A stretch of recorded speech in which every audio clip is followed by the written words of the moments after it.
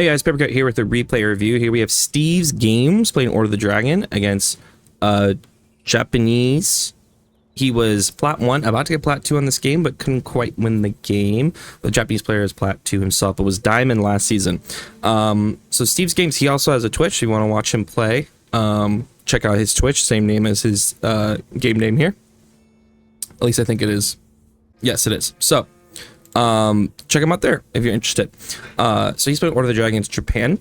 It's an interesting matchup. I've been playing a lot of Order of the Dragon recently, and golly, Japan's actually been kind of difficult for me. It feels like they have, like, I played against a Japanese player who would just samurai all in me, and I was like, okay, I will just make units. I'll make my own men at arms. My men at arms will win, and they didn't. And this was like my work men at arms. So I was thinking, okay, what do I need to do to then win the matchup? So I don't know. I'm still trying to figure that out. But in this case, you both opened Dark Age. And actually, I want to talk about your opening Dark Age macro here. So you opened barracks, but weren't able to immediately make a spearman, which is potentially concerning because if your plan was to make spearmen and rush them, then you needed to get that spearman out immediately. My suggestion is what I found works, but when you start, you have your 5 villas, put 2 on wood, 3 on food. The first villa that comes out of the TC, have them drop the barracks and have them drop the house. And by then you've earned enough resources that you can start making this first spearman and you should be good to go. And then you kind of balance as what you need. You want to drop a tower, you want to make more spearmen. A tower means one more on wood after that's all built. More spearmen just means keep them on food basically. But you're not making a spearman to defend while you get your gold, which is fine. Honestly, a tower works better, but since you already committed to the barracks, you saw him attacking, you're like, I don't want to overspend, that's fine. But now you're slowing yourself down really badly here. So we're gonna go to gold, and one strategy you can do is just gather the gold you need. So just go out there and send like 3 out, just gather the gold real fast. Make it another spearman, okay? So your spearman, wreck him easily here. Oh, you're missing sheep. I would not make any more spearmen. You have the gold you need. In fact, the second you got the gold you need, okay, cool, we're pulling off gold and we're going to. Why are we going out to deer? So your opponent is making units. You don't know if he's gonna make more spearmen. You don't know if he's stopping, but the key is you need to age up. Like, you're both in this weird place where if you're both, like, if one person overinvests and the other person ages up real fast, the other person's kind of screwed if they're not actually there to do damage. And now you're putting your villagers up for free. So now these villagers going out to deer is actually, in my opinion, pretty bad. Like, it takes, like, if you do it from the jump, it's fine, because from the jump, then they're gathering, you can get to you can still get the fuel on okay timing. Doing it after this doesn't feel great unless you were yourself attacking your opponent and they're delayed. You just dropped off sheep. I would have stayed on the sheep for now and just tried to age up and then go to the deer once I've made units, or done pro scouts. This early, like, look how much time this is taking. Look how much time this is wasting. Your villagers are moving so much. He's idled 12 of your villagers with 2 spears. At first, and you've made 2 spears in response. So this investment is massive. And your villas are going on the wrong deer. If you're gonna do this deer, you have to have them shoot the deer that's closer. Oh no. Oh no. And wait, why are you getting stone? Why are you getting stone right now? You want 2 TC? You're not even feudal yet. So the biggest thing here is just a lack of vision. It's just a lack of what do I want to do? You should not be gathering stone until you've started aging up. Because you got to age up, my man. I think he's already aging up right now. He is. And he's going to go all in. He's going Coca, which you can kind of expect if he's like Dark Age pushing you like this. I feel like Coca's pretty likely. And the fact that you're gonna go 2 TC, and you're not even close to the food you need to age up. It's just like, if you wanted a 2 TC from the jump, that is fine. Like 2 TC, I love 2 TC play, from Order of the Dragon. but you have to be willing to adjust based on what's happening in the moment. And you can delay your second TC, but you should always get to feudal before you do the second TC, or at least started the age up before you start macroing to the second TC. You needed to get to feudal ASAP. So this is, in my opinion, not the right move, and it just shows that you let his 2 spears throw you off way more than your 2 spears threw him off. Because his plan was pretty clear. He wanted to push you off gold, delay you, go Coca, and go all in. You were going to Dark Age Rush him, and then you decided to go feudal, but then you wanted to go deer for some reason at the front because you want a lot of food, but you're also going 2 TC, which you could always drop your second TC, you know, on berries and food, and then push out or go pro scout. Like, you have other options, but you didn't sequence the events well. And your guiding star should always be, I get to feudal as efficiently as possible, and I try to move my villagers as little as possible, and efficiently. So this feels like you're putting yourself very far behind. And as Order of the Dragon, this is where being you can be really bad, because if you aren't getting units out, then the time it takes to then get production buildings to then make units to then get them out is so slow. Like, Order of the Dragon, in my opinion, is great with tempo. If you're the one setting the tone and pressuring, putting your pro on their back toes, you're great. If you're the one being pushed and pressured, things get bad really fast. Okay, now we're aging up. Are we going to age up? Are we going to age up? And this is another reason why doing the early deer like this is painful, because you know you're going to run them all. One, you're rallying out to the deer, which is an awful idea, because if one villager goes on and shoots the deer, that deer is going to run over here, and then they're going to kill it here, so it's really far away from the mill. Two, they're running all the way out here, where you know you're going to have to run back. Like, if he's hit feudal, there's a very good chance he's pushing you, which you should be scouting his base right now to see what he's doing. You have to then leave, and it's such a lot of walking, man. It's a lot of walking. Everything's getting slowed down to a large extent. Sorry.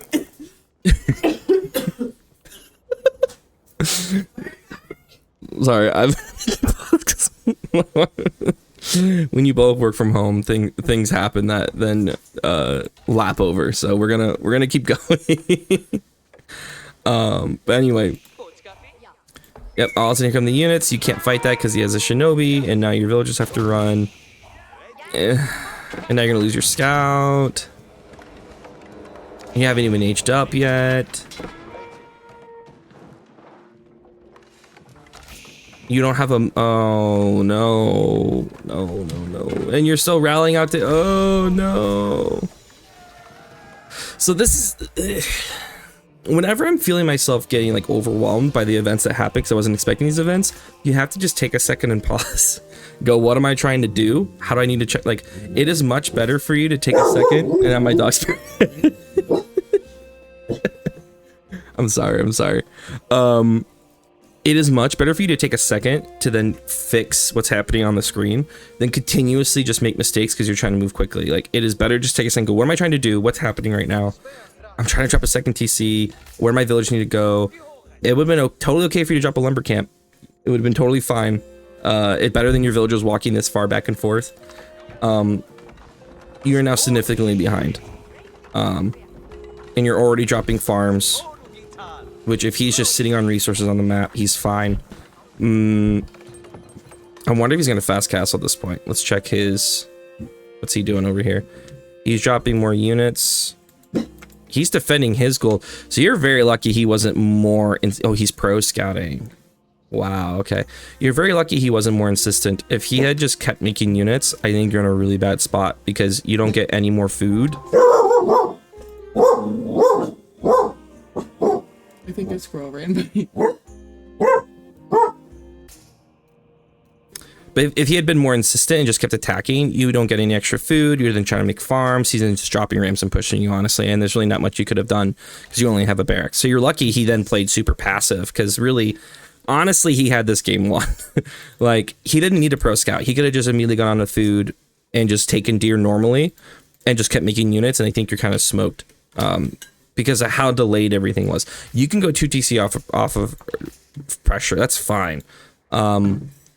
it was just the cohesion of the decision making and realizing the position you're in. Like having units early means you just can't walk out. It means you have to age up quickly, get some units out, and then go take the things you want. But yeah. Also knowing that food is the potential issue, I would have put the TC here. And that also protects the wood, and you can keep making farms while using the berries as your last food source. Making another scout, which I'm not opposed to, though you could just drop a stable.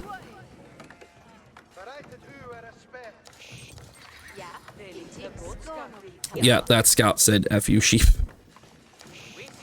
I mean, honestly, now you're in the mode where you're trying to hope he makes a mistake, but he's going to take all the deer, and that's going to be real bad for you. So now you can age up. He's aging up too. Temple of Equality. You don't see that very often. Man, he just played super passive after this. That's crazy.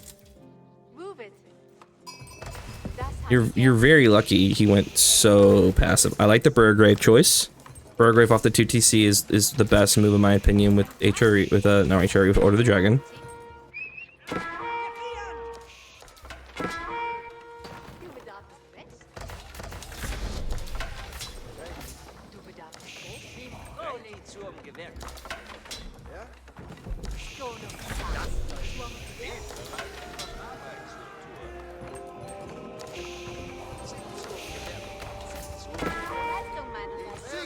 Spearman mass, nice. Spearman upgrade, great. I'm now switching to men at arms actually. You need more production. You're building 4 crossbows out of 1 unit here. He already nabbed up all the relics. Wow, and he dropped the second TC. Oh my god, he's gonna Temple Equality your ass. He hasn't nabbed up the relics. There's still 4 on the map. I have not actually played against the Temple of Equality before. I know what it does, so I'm interested to see how this plays out. What's your Villi right now? You're at 52. He's at 48. So you're 4 ahead, which for Order of the Dragon is like significantly more than that. Because how good your Vills are, but he's also not on farms like you are. Is your farms even upgraded? No, so that's really bad. You have Wheelbarrow, which is good, but he right now is just feasting on food way better than you. Like, let's look at the resource income. He's almost matching your food. But you are smacking him on wood though, so. Now, if this can hold, your comeback is you just outmass and push. You need a wall, like wall over here, so he just can't raid your farms right here. Risky, but you gotta do it. See what I mean? You also had like 2 spears down here. That's all you need to stop porcelain raids like that. That's what's nice about Order of the Dragon. Like, just a couple spears can completely shut down raids, but wall up. You have so much wood. More production. A lot more production. Honestly. I like this push here. You kind of have to do something. You have a lot of units.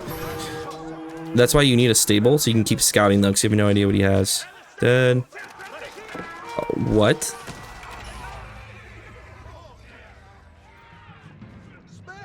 I'm agog. That's 25 Buddhist monks. And a fully upgraded. Is he just gonna go pure Musha and... the second I see pure Musha, I am actually inclined to just say make archers and spears. Like mass archers with the castle upgrades is very good here.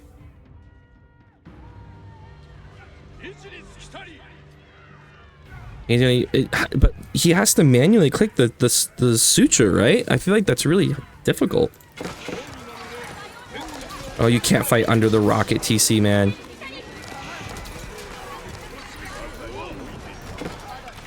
Like, he's literally just standing here tanking until his rocket TC takes out all your spears. This is just not the spot to take the fight. Yeah, that just wasn't the spot to take that fight. He still has 12 of them left. That's crazy. Like, once you saw the full upgrade TC when he's done, I would just keep rotating around the outside, push him off resources, and I think that's your cue to go imp, honestly. Like, you're not pushing into that TC unless you have trebs or like a lot of rams. I'd rather have culverins for that job. And I think you take this game to imp by rushing imp to Palace of Swabia. Even though you do have a lot of villagers, you Palace of Swabia to do it cheaper. And then you get a bunch of stone, you just start securing You can secure sacred sites of keeps. You can secure resources of keeps. Then make hand cannoneers and spears and horsemen, and you call it a day. I really like the archer switch. That's smart. Mass Mangano would also do pretty well here, but you need the spears. Like, you need to keep making spears as a front line. That's good. The archers upgraded. Upgrade these archers fully, and you're cooking. Now we're walling. This guy would want to wall it quickly, quickly, quickly. Gotta wall a little more aggressively. He can't actually fight you. Like, that's the thing. He's put himself in a position where it'll be hard for him to take an open fight at this moment. But if he just stays near TC, he's fine. So you need to take advantage of that turtle nature by taking sacred sites and pushing him off resources. He should not be getting things outside of his base, basically.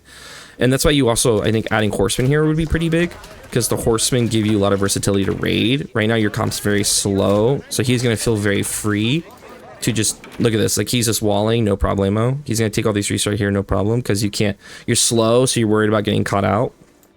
You need some horsemen just to raid and keep him honest. Like, he's out here for free, he's over here for free. And OTD horsemen are very good, and so that's why it's worthwhile that if you don't mass them, just have like 4 or 5 that just run around and check stuff. And you know what, that horseman was a comp check horseman. Like, he's checking your comp and you're not checking his. Your income per minute is similar though, which is good. He's just gonna go run under TC. You have to target file mangonels. So that's to be expected. That's to be expected. Like, he went pure. You saw the cav. If you push up and see no cav, he is running around the back to snipe your ass. Like, because the thing that beats him here is siege. Siege beats him here. Like, multiple mangonels wiping out his monk mass would be huge. Because right now his monks are making gold from him. He's getting 3,000 gold a second. The weakness about making this many monks though is that he has 30 population space taken up by monks, which is actually crazy. I'm just looking at what these monks do, man, which is actually crazy. So he's getting this gold, but he will have less units. So if you just make more units than him and push, he has a whole bunch of units that aren't fighting. They are making gold though. So it's like a villager who's mining gold. I don't know. I want to try this now. Just watching this. Yeah, man, this is crazy. And then he just surrounds you.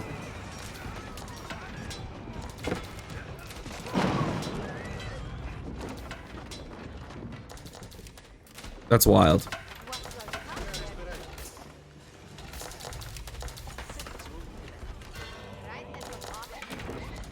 So you need, so Inspired Warriors for Order of the Dragon is a must. It's a must, dude.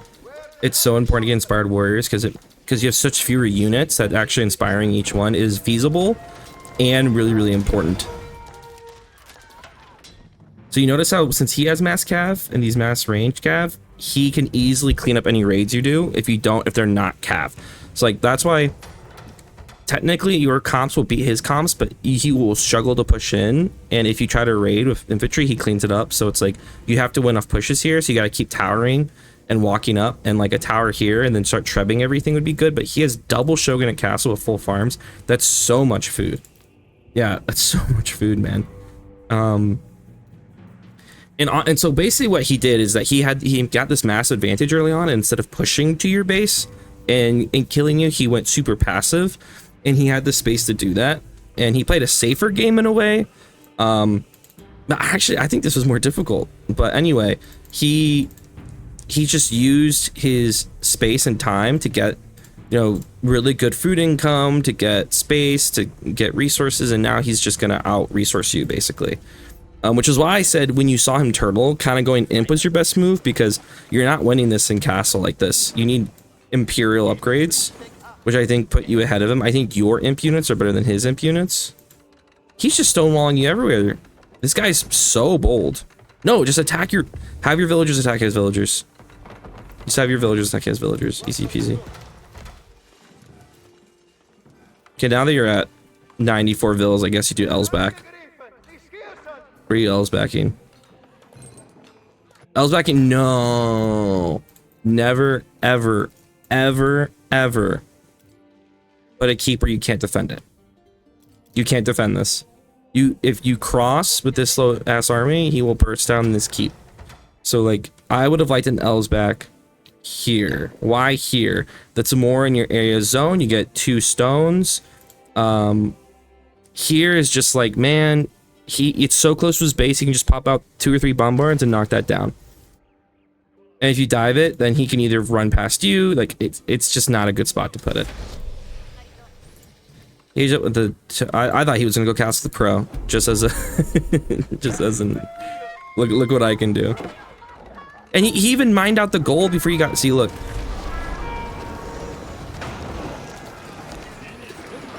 Ooh, the Buddhist monks get cool outfits in Imp, and then he just burned it down anyway. Not really though. He wasted a bunch of units on this. He wasted a bunch of units on this. Wow.